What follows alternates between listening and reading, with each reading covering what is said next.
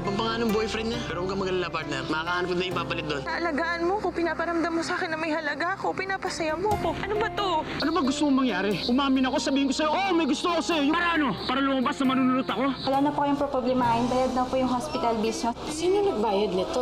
Sir, nabayaran ko na rin ang hospital bills ni Kiefer. Kuya, nakita mo na ba si Ate Graciela? Hindi pa kasi siya umuwi sa bahay. Ibig sabihin, hindi pa siya bumabalik hanggang ngayon? Graciela, nandiyan ka lang pala eh. Ba't di ka kumikibo? Pwede ba umalis ka na? Graciela, kailangan makauwi tayo bago bumusang ulan. Graciela, kunin mo yung kamay ko. Hindi ko bato hanggang di ka sumasama sa akin. Hindi ako aalis dito nang wala ka.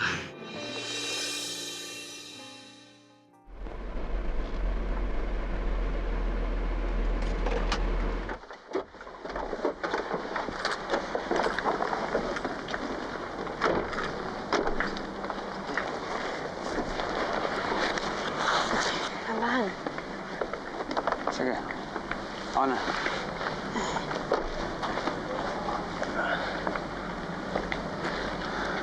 Salamat sa paghatid, Dok. Habihan na lang tag mo sa akin. Tsaka siguraduhin mong linisin mo yung mga sugat mo para bawas infeksyon. Tapos sundan mo lang yung nireseta ko sa'yo. Ako na bahala sa kanya. Hindi naman makakataka sa akin to eh. Salamat ulit. At least nagpasalamat ka sa pagsabay ko sa inyo. Sige, mauna na ako. Good night. Sige, salamat.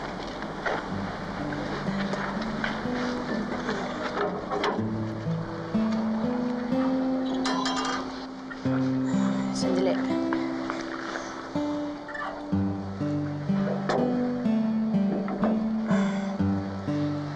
Mukhang type ka ni Doc, ha? Tumigil ka nga. Bakit naman, ate? Ano masama ron? Maganda at single ang ate ko. Pwedeng ligawan. Puwera na lang kung Puwera na lang kung... hindi ko pa nakakalimutan si Kuya Martin. Mahal mo ko ba siya? Kiefer, isa si Martin sa mga may atraso sa pamilya natin. Hindi ko na siya dapat mahalin pa. Bakit ba? Anong bakit? Bakit ba hindi mo ko maiwan dito? Graciela, dahil hindi kita kayang pabayaan. Intindihan mo?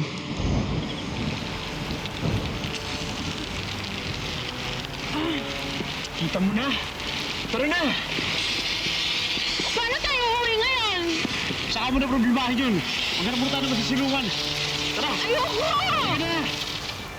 Roman, gabi na. Hindi pa bumabalik si Graciela. Nasaan na kaya yon? Nandiyan dyan lang yan. Dito sa rancho, huwag mo nang isipin yun. Malaki na yung batang yan. Alam na niyang ginagawa niya. Eh kung anak mo nga nabingwit na.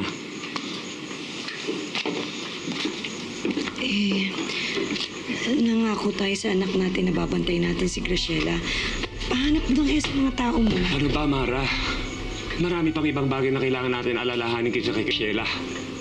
Ngayon, ikaw, kung gusto mo mang problema, walang pumipigil sa'yo. Pero wag pati oras ko, aksayhad mo. Ano, maghahanap ako ng isang babaeng nawawala? Hindi ako interesado, Mara. Pwede ba?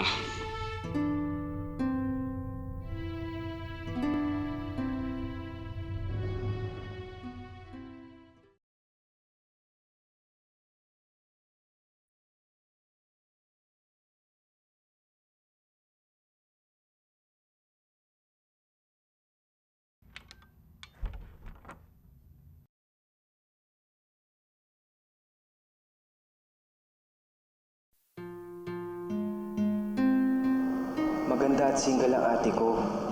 Pwedeng ligawan. Puwera na lang kung hindi ko pa nakakalimutan si Kuya Martin. Hindi na kita dapat iniisip pa, Martin. Marami nang nagbago sa buhay ko at walang maitutulong sa akin kung aalalahanin pa kita. Dati na akong naging mahina dahil sa'yo. Hindi na ulit mangyayari yun. Simula ngayon, hindi na ako magiging mahina.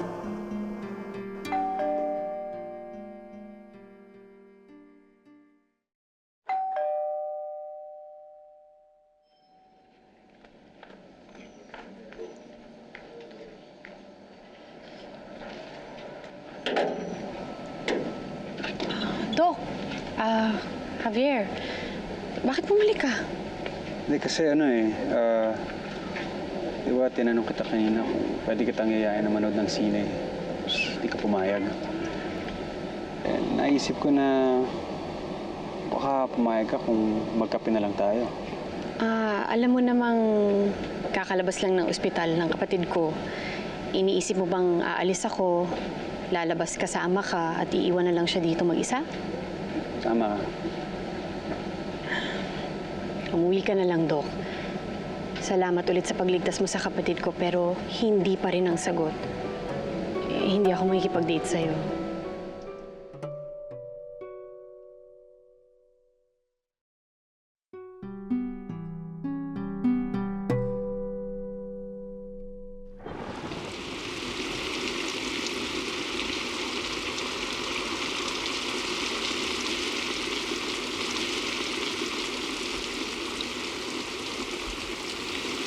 Dito na muna tayo hanggang tumila ang ulan.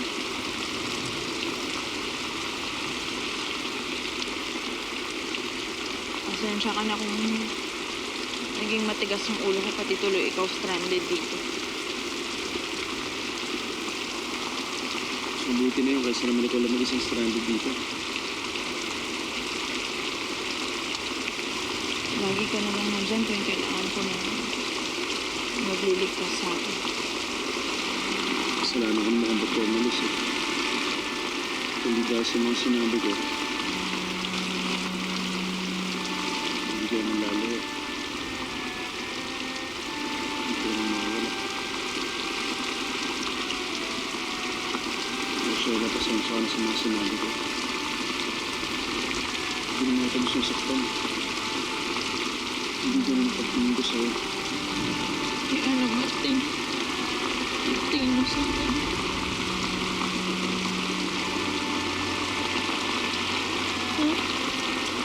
Ano na, huwag ka na umiyak.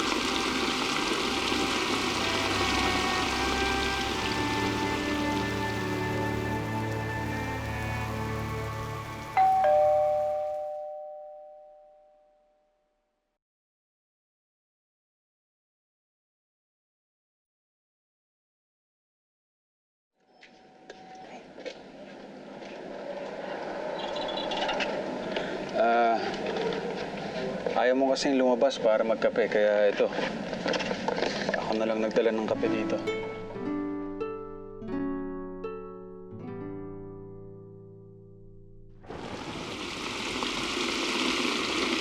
Graciela, makinig ka sa akin. Isa kang napakagandang babae.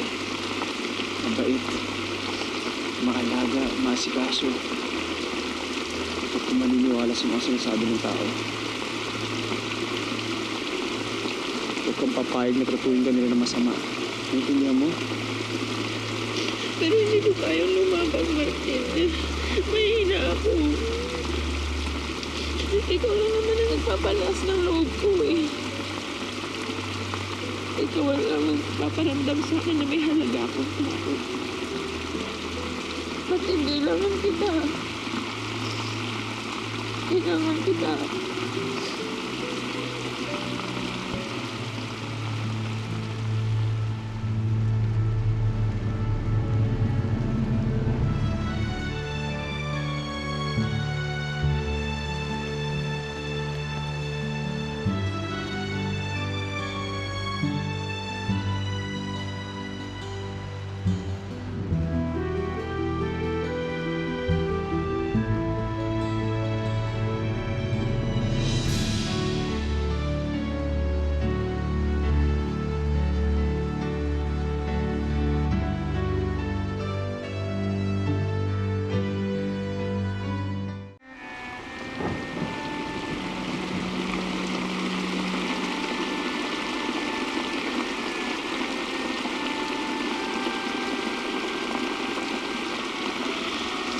Pasensya na.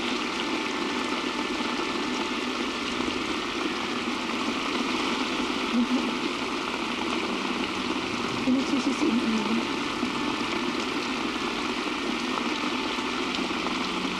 Martin, alam kung magulo ang sitwasyon natin ngayon. Pero hindi ko mapigilan ang sarili ko mahulog sa'yo.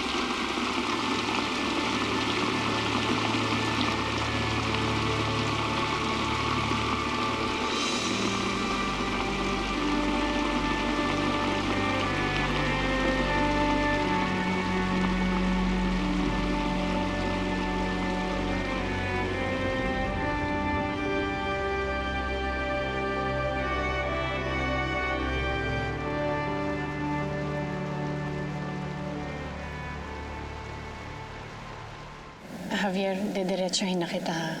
Kung magpapakyut ka, huwag na sa akin. Huwag mo na akong pag-aksayahan ng oras dahil wala akong panahon para dito. Kasi... Hindi pa ako tapos. Okay. May iba pa kasi ako mga plano sa buhay, kaya sana huwag mo na lang akong guluhin. I'm sorry kung masyado akong prangka, pero malinaw kasi sa akin ang mga prioridad ko sa buhay eh. At hindi kasama doon ang pagbo-boyfriend.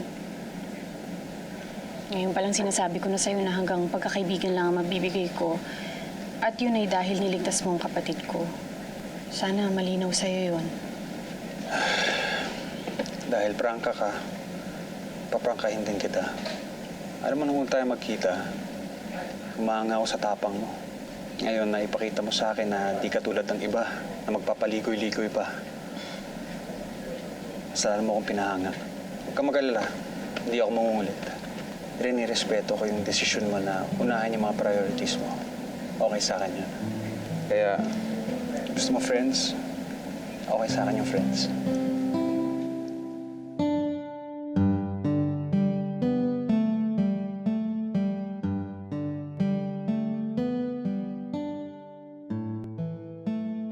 Mara, mauna na rin po ako.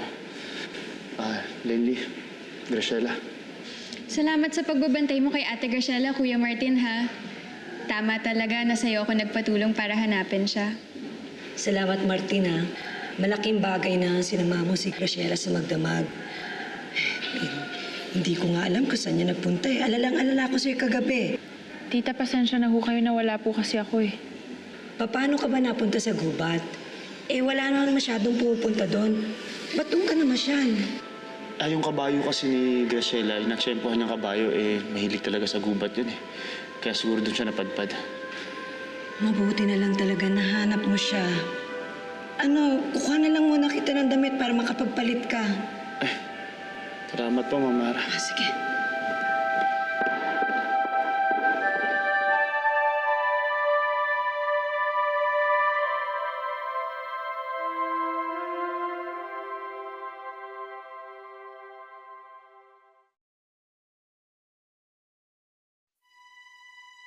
Partner, alis mo na ako uli, ha?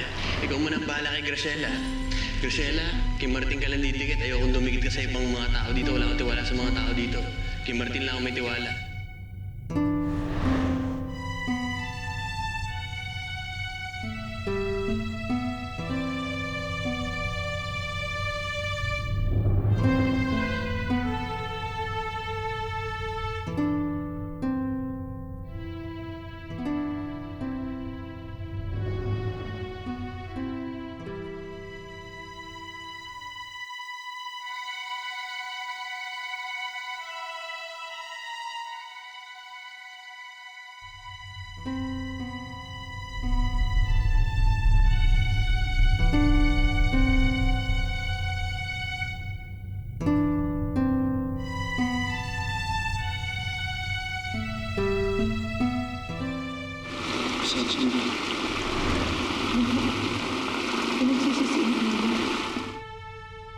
Hindi ko pinagsisihan yun.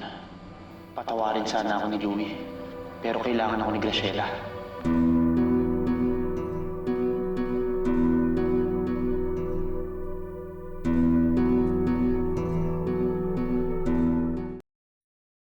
Katatawag lang ni Mama. Nakahanap na raw sila ng label doon sa produkto natin. At habang nandoon sila, papatayo na raw nila yung factory. So, matatagalan pa si Louie sa Manila? Malamang. Kasama ni Louie si Mama. Alam mo naman si Mama. Hindi aalis yun doon hanggat hindi pa natatapos ang trabaho. Okay lang ba sa iyon, Graciela? Ate Graciela, tinatanong ka ni Mama. Ay, pasensya na ho. Ano ho yun? May extend pa doon yung stay ni Louie sa Maynila. Okay lang ba sa iyon? Di ho ba nakakahiya na nakikitira ko ako dito? Huwag kong problemahin yun. Kung sino mahal ang anak ko, mahal na rin namin. At sana intindi mo na lang siya. Siya na kasi ang susunod na hawak ng negosyo ng pamilya. Sana man lang nagpasabi ka kay George na hahanapin mo si Graciela. Magdamag ako nag-alala sa'yo ah. Umulan pa ng malakas. Malay ko kung napano ka na. Pasensya na po kayo, Lo. Hindi nga kami nakauwi kaagad ni Graciela kasi nga po ang lakas ng ulan. Kumusta naman siya? Ayos na po, Lo. Ayun, nahatid ko na siya kina Ma'am Mara. Akala ko ba iniiwasan mo siya? Bakit ngayon ikaw pa naghahanap sa kanya? Tama nga po kayo, Lo. Baka nga mali yung pamamaraan ko. At isa pa, ayoko nang saktan pa si Graciela. Ayoko na siya makitang umiiyak. Dami na nga niyang problema, lalagdag pa ako. Sige, kung yan ang desisyon mo, bahala ka. Nasa tamang edad ka na, Martin. Alam mo na, bawat desisyon ng isang tao, merong kinahihinatnan. At sermon ang kahihinat na natin kay Sir Roman kapag hindi ka pa gumayak dyan. Halika na, huwag ka na magsuklay, pogi ka na. Good morning, ate. Ready na ang breakfast lunch mo. Sensya ka na, nalita ko ng gising ha. Ikaw patuloy ang naghanda niyan, dapat nagpapahinga ka pa. Ano ka ba, ate? Hayaan mo na akong pagsilbihan ka ngayon. Napuyat ka, kakabantay sa akin sa ospital. Bawi ko na to. Bawi ko na to sa mga araw na ikaw ang nag-alaga sa akin. Pag maayos na ako, tutulungan din kita, ate, sa malinis na paraan. May ibabalik natin sa dati ang buhay natin. Kahit tayong dalawa na lang, kakayanin natin to.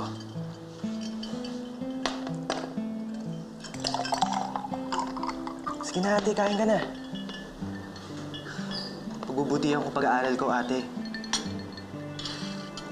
Makakatapos din ako at may pagmamalaki mo rin ako. Pagkatapos nun, tutulungan na kita sa mga gastusin natin dito sa bahay. Yung utang natin kay Brando, makabayaran din natin yun. Ibabalik din natin sa dati ang buhay natin. Basta ngayon, ate, magiging katuwang mo na ako. Hindi na ako magiging pabigat. Hindi ka pabigat, Kiefer. Ikaw ang inspirasyon ko kung bakit gusto kong magpakatatag. Ikaw ang dahilan kung bakit gusto ko pang mabuhay kahit wala na si Mama at si Papa. Para sa'yo, lalaban pa rin ako. Para sa'yo, pagbubutihin ko yung bar exams ko. Luto pa rin natin ang lahat ng mga pangarap natin, Kiefer. Sige na, ate, sige na. Tapusin mo na yung pagkain mo. Baka maliit ka pa sa review class mo. Sige na. Sabayan mo na ako. Hindi, okay na. Tapos na ako, ate. Sige. So anong nangyari sa inyo ni Graciela? Naku, mo sabihin wala, magdamag kayong magkasama. Yan ka na naman, Kuya George. Minsan talaga madumi ang isip mo eh. Ano na lang, may nangyari ba? O kaya ano na lang pinag-usapan ninyo? Wala nga. Pwede ba naman yung wala? Naku, ito naman. Huwag mo sabihin wala. Dahil sigurado ako, meron yun. Narinig kita eh. Sinabi mo sa lolo mo na ayaw mo nang paiyakin si Graciela. O ano ibig sabihin nun? Eh di yun na yun. Ayaw mo lang aminin sa akin. Pero kayong dalawa ba nagkaaminan na? Huy, naman si Martin nagpapapilit pa eh. Ikaw ba, naamin mo na ba sa sarili mo na mahal mo siya? Yan ka na naman eh. Ako na naman. Eh, ikaw to nagpapakita ng care, concern, at sweetness sa kanya. Tapos magiging ako? Nako, yung ba yung wala? Eh, aminin mo, ikaw yung laging nandyan para sa kanya. Lagi ako nandyan para sa kanya. Dahil kailangan niya ako. Hindi. Lagi kang nandyan sa kanya dahil hindi mo siya maiwan. Dahil si Graciela na ang tinitibok ng puso mo.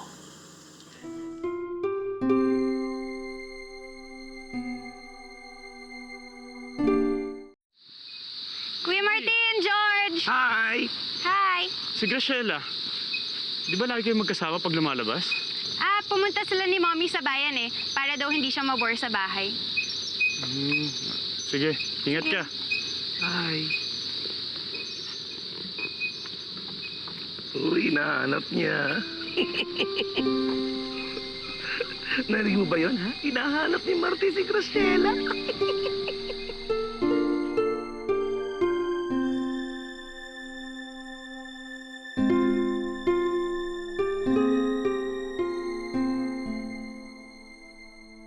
Ate, oh, kape.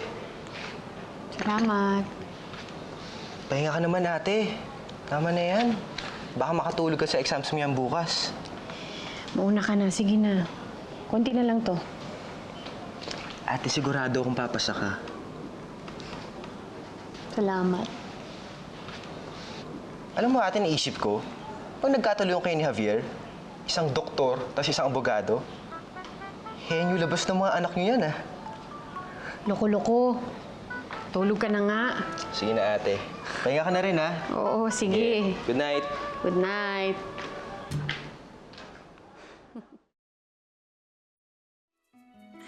Kapag may gusto ka pang puntahan, sabihin mo lang, ha? Opo. Ket lang ako. Sige ho, salamat po ulit. Sige. May lakad ba kayo bukas ni Mommy? Wala naman. Dito lang ako sa rancho. Good. Sigurado matutuwa si Kuya Martin. Huh? Hinahanap ka sa akin kanina eh. Namimiss ka na siguro. Gusto mo ba ng juice? Kukuha kita ha. Dito ka lang. Okay.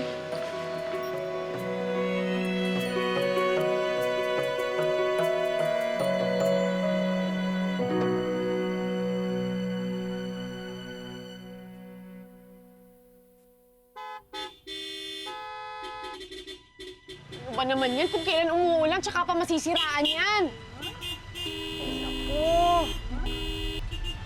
Relax lang, ate. Aabot ka niyan. Traffic ko! Tingnan mo, hindi na ako aabot niyan. Hindi na ako makakapag-bar exams. Mapagsasarahan na ako ng gate nito, Kiefer eh. Hindi yan, ate. Leilani! Kiefer, Javier? ano? Sabi ka na sa akin para makahabol ka. Eh, paano mo nalaman na... Umuulan, hindi ako sasabay sa'yo. Mababasa lang ako. Sige na, ate. Sumukay ka na. Malimit ka na, di ba? Ano gusto mo, mabasa o makahabol sa exam? Tara na. Sige na, ate. Sige na. Leilani, ako na bahala sa'yo. Sige na, ate. Bilis na, bilis na, ate. Okay na yan. Bilis na, ate. Sige, ate. Good luck. Oh. Sutin mo to. Yan na! Ready? Sige, ate. Ingat, ha.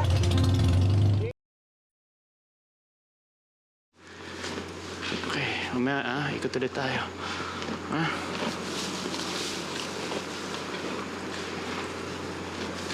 Hi. Graciela,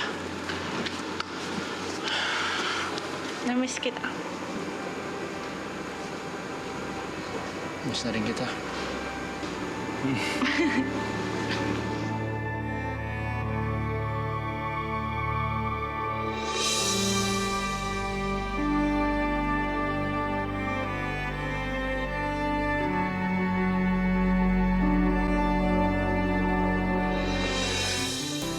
Oh, ito na, oh. 39.1% pass the bar exam. Tin, magkasama na naman kayo ni Graciela, no? Masaya ka talaga pagkasama mo siya. Masaya kami. Masaya rin naman ako para sa'yo. Kaya lang, paano kung bumalik na si Louie? Hindi ko naman alam na uwi kayo ngayon. Masya nga pala, nasan si Graciela? Malamang nasa rancho kasama si Martin. Paano kung bumalik si Louie? Makikipaghiwalay ako sa kanya pagbalik niya. Sa'yo ako masaya.